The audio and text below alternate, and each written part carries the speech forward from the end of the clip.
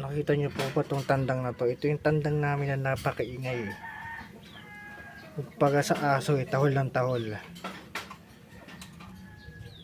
Tingnan niyo po yung ginawa ko dito sa palong ba to? Pasensya na, hindi naman ako maalam sa mga manok. Kasi hindi naman ako nagsisabong eh. Kasi ito, ayan, yan. Nilagyan ko ng goma.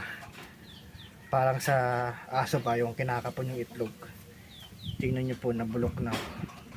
Tigas na niya, matigas na siya. Siguro pag tumagal pag nasobrang bulok na to, mapuputol na yan. Gaya ng itlog ng aso pagka kinakapon.